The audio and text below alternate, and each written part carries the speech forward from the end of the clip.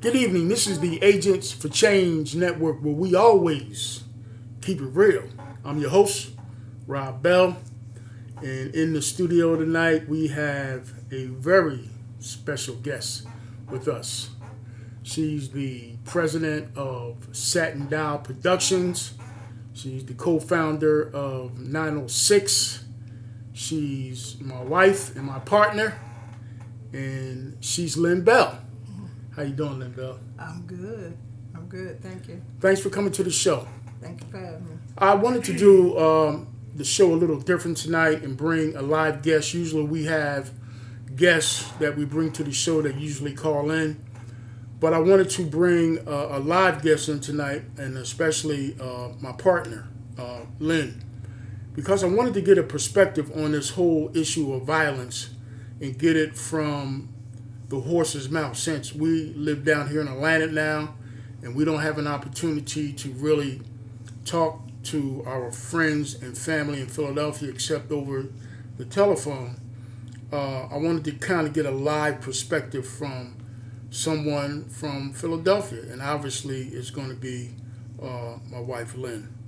So what I'm going to do tonight is kind of talk to you about I want to go back in the day a little bit and talk to you about what it was like growing up in West Philly, and how at that time we had violence, we had gangs, we had gang wars. Yeah. But it's a little different than what it is now. So can you talk just a little bit about that?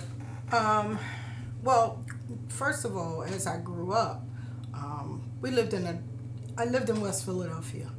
First of all, very, very diverse neighborhood. Blacks, whites, and we lived together in, as they say, perfect harmony. There was no issues, no gangs, nothing. I was born back in 56, and until I got into high school, that's when the gangs started. God, I don't know. I mean, I'm sure there were gangs prior to that, but I did not see any violence until I got in high school. Well, let me step back a moment. So maybe junior high school, because I can remember a time when my best friends and I would come home, would have to run home from school because there were girl gangs called the Tack Heads. I remember that. And they would attack girls of my shade or lighter. They would cut our hair, they would cut us with razor blades, and that was high school. That was around the late 60s. Mm-hmm. So by the beginning of the 70s, you heard more about they weren't gangs, they were they were clubs, and they would challenge each other in dance, not in violence. Then later on, that's when, they started having the girl gangs would get jealous of the girl gangs that would win the challenges, and they would end up fighting. What was there ever a time when you and your sister and your friends and your cousins were really afraid to be out in the street because of that? Oh yeah. With these girl gangs, the Tack Heads, that was really scary because we were young. We didn't realize, what that whole thing was about then. Having to go to school and watch your back and come home. You have to run home, right? So that nobody can attack you. Right. Then when I got older in high school, the gangs, I can't really say that we were afraid because we lived in the heart of those gangs. Right. That there were the gangs like Hoop Street, The Moon, Pearl Street, I don't know if I'm supposed to. Oh yeah, you Okay. good, you good. And everybody knew us, Right. because of the fact that these gang members were actually students that we knew at school. Right. Yeah, we were afraid. So- We were so- afraid, but we kind of had these the male gang members. They kind of backed us up. Right, they had your back. If you had friends that were related to them, to a gang member or whatever, you didn't have to worry about it. Right. And we were very, very, associated with these different gangs.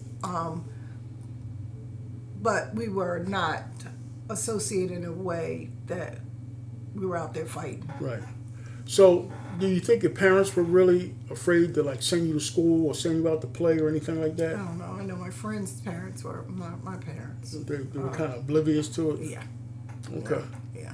And if I was to say, oh, no, I don't want to go, I'm afraid that I'm going to get shot or attacked or whatever, they'd be like, you better take your ass to school.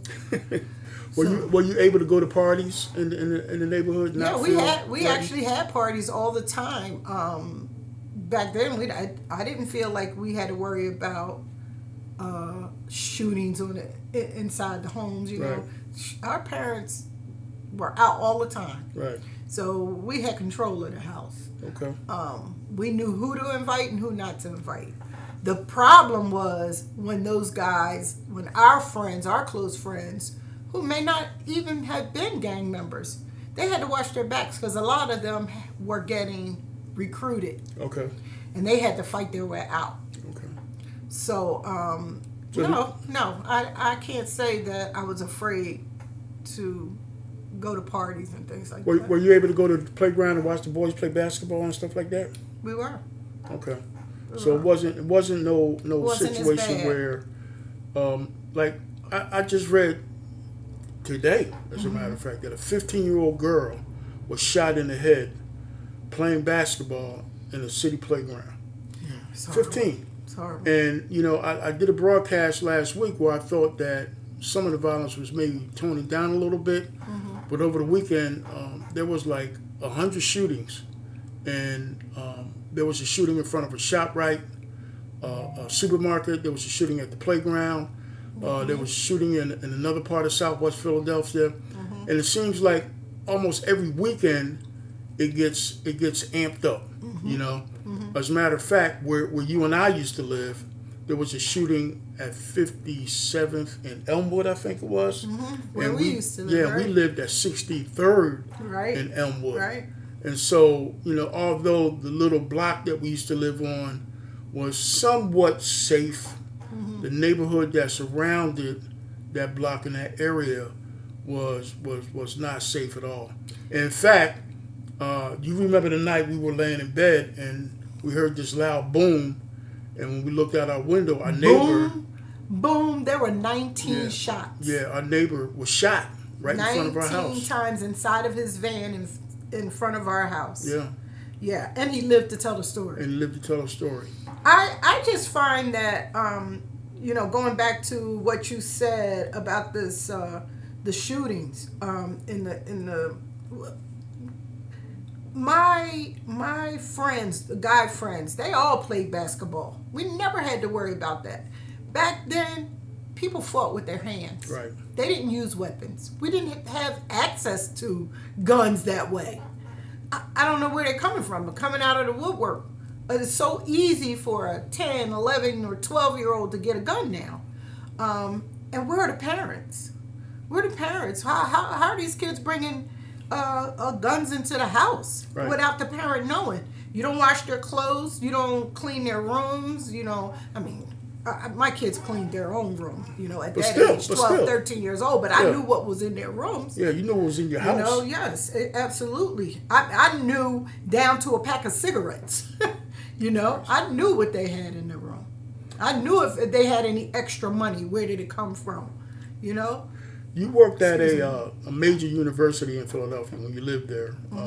I'm not going to name the university, but it was major and it was connected with one of the Ivy League schools that's in Philly. a lot of your students came from overseas, and some of them, a good majority of them lived in the dorms in that area. Did they ever talk to you about how they felt about going back and forth to class, and then on the weekends just kind of matriculating through the neighborhood? Did they ever talk to you about that? We had a lot of our students, especially, get attacked because I don't know what it is. It's just that they, like in the beginning of the school term, they're told to walk in groups. Right. They don't do it. You know, either they don't have the friends to walk in groups or they just don't listen. But we've had a few of our students get mugged, not really shot, but, get attacked, beat up. I had a student get beat so bad, he got beat with a bat. He couldn't walk. And the thing about that, being an international student, they didn't want to report it. They wanted nothing to do with our legal system or our police departments. Why do you think that is? I think it has something to do with where they come from. Not just the culture, but they don't want to make waves. They don't want to. These parents, their parents actually said to them, "No, you don't want to go to the police." You know.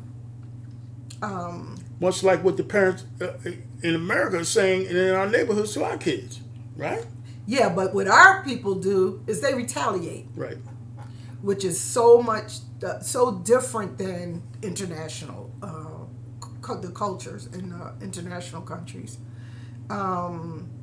It's just crap. I just think that, I watch the young parents now with their kids. And I'm not saying all of them, but some of them, they have a relationship like friends. They're friends with their kids. No, that's not the way we grew up. You couldn't be a friend with our parents. No, I'm a parent first. Right, I'm not your buddy. I'm not your buddy. So you think... And they're so much younger now. So you think because of that, or those types of relationships, do you think that's why these kids are kind of wilding out the way they do? They do, because a lot of those young parents are into the same things they're into. Okay. So, it's, to them, the parent is saying, it's do or die.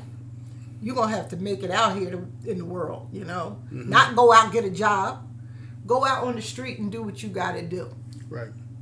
And that's the sad thing. How much effect do you think marijuana has on how these young people are acting out in the streets? I don't really blame it on marijuana. Okay.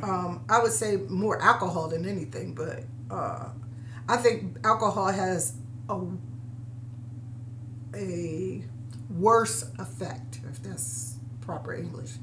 But it has a worse effect than marijuana. So you say you're not blaming it on the drugs? I'm not blaming it on the marijuana. You blame it on the attitude? I'm blaming it on the personality and the attitudes that these kids are brought up in, and they follow suit. They have the same attitude as they were brought up in. Then a lot of these kids are bitter. They're mad because they don't have, they look around and see all these kids growing up with this and that, and I got my new shirt and my designer shirt and my designer sneakers. You paying $100 and $200 for your kids' clothes? Wow, what do you expect out of them? And then when they grow up, you don't want to buy them that stuff anymore. So they're gonna go out and try to get it themselves. Yeah, definitely. So it's a do or die thing with them, with the kids who are out here. But the guns got. I don't know. I just don't understand where they're coming from.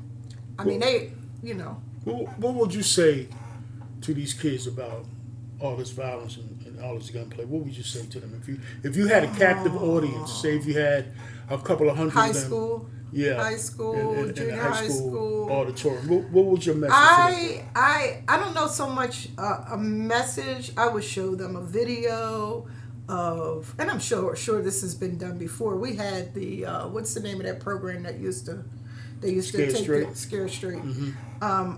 I don't know so much about that, but showing them videos of dead bodies, and how this can happen to you, and do you want to work? And that's the other thing. I think there needs to be a lot of programs put together so these kids don't feel like they have to go out and rob somebody.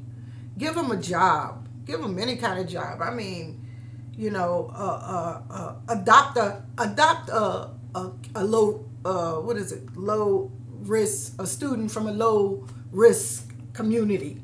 People should do that. High risk youth. Yeah, I mean, like the program we used to have, SOS, saving our sons, saving our daughters. Yeah, and the girls are getting as bad as the guys, so can't leave them out. It's really crazy out there. So, Philly, I read in the last couple of days, should be getting in excess of 15 point whatever $million to be funneled into some of these programs that are being made available to them to help squash some of this violence. Mm-hmm. What if you had your choice? How would you like to see that money spent?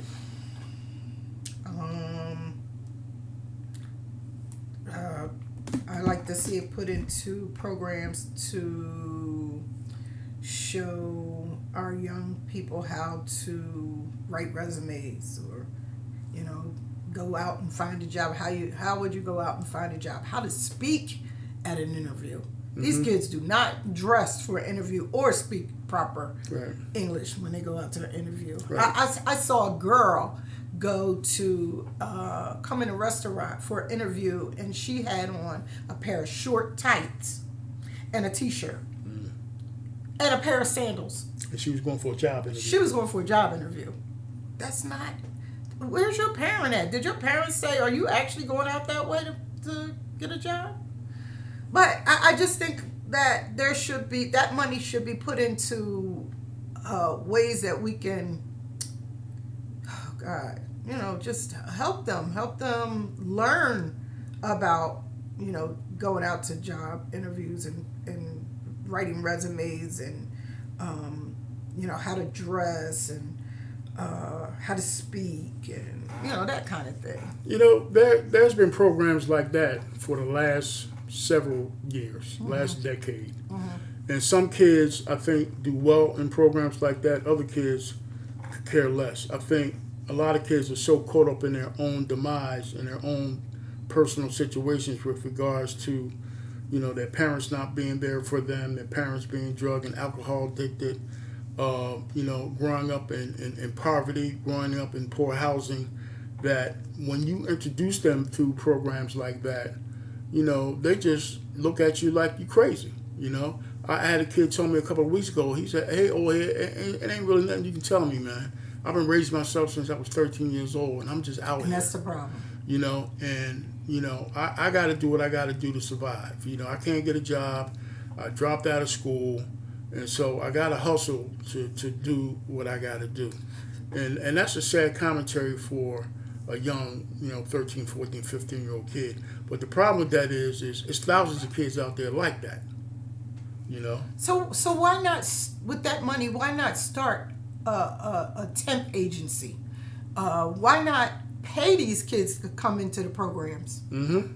Pay them. Yeah. Give them a couple bucks. Yeah. Say, I'm going to pay you $50 just to come to see this program. Right.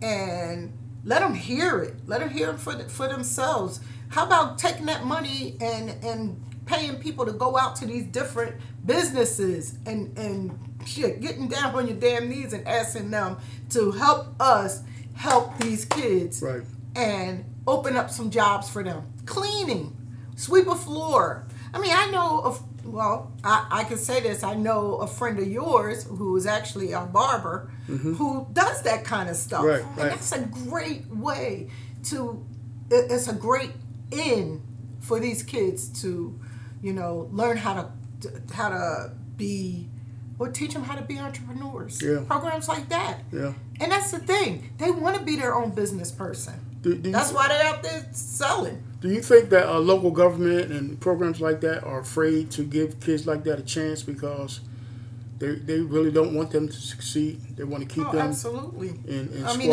a lot of them are us. Yeah. It's us. Yeah. And I think, again, we just get the, step on us kind of deal. And we don't want your kids. We don't want them to learn. Yeah. It's crazy, right? That money could also have been put into the schools. Yeah. The school could start those programs. I know when I went to high school, which was awesome. Mm-hmm. I wasn't known at my high school, but we had a program where you go to school from 7:30 to 12 o'clock, and then after that you go to work. They don't even do that. They call it work study. Work study. Yeah, that's disappeared. Work study. Right? Yes, yeah. It's gone. They took that out when they took everything else out. Yeah, that's crazy. That was the best thing they could ever do. What did he do for you? They teach you. Look, I've been working since I was 14 years old. How about that? It taught me that I had to be responsible for me. Right. But it's just like the best programs they could have ever had. It taught me to be, to grow up. Right. To grow up and be responsible. Okay. Give us your last word. If whoever's listening out there, do your part too. There are a lot of kids out here who need us, the adults. Kids that have parents, but either their parents are not there to listen, or their parents somewhere else in La La Land. And you have a lot of their parents who are on drugs. Yeah. These kids go out and sell drugs so that they can bring drugs home to the parent. Yeah, how about that? Which is sad. Yeah. But just do your part. Don't have a blind eye to that child or that teenager or that youth who needs you, who needs just someone to talk to, someone to, a shoulder to cry on. They need somebody to talk to, and somebody that they can say honestly how they feel, what they're doing without you. What am I looking for? Without you judging them. Yeah. Judging them. Yeah. If you teach these kids respect, they will give you respect. And I know for a fact that that's all they want. They just want an ear. Right. They want some love. They want some love. All right, Lynn. Thanks for coming in, sharing your thoughts with us on the Agent for Change Network. I'm Rob Bell. I'm your host, and we decided to do something a little different today and get some perspective on a person that's live in the studio. Hopefully, you can take the information that we provided for you and use it. And if you want to become an agent for change, go to our page and submit your request, and we'll make you an agent for change. Right now, we have 73 agents for change out there, and we're always looking for more. If you like this video, when you see it on YouTube, make sure you subscribe, press the like button, and also when it comes to our Facebook page, press the like button as well. I'm your host, Rob Bell, and we'll see you next time on the Agents for Change. Thanks for having me.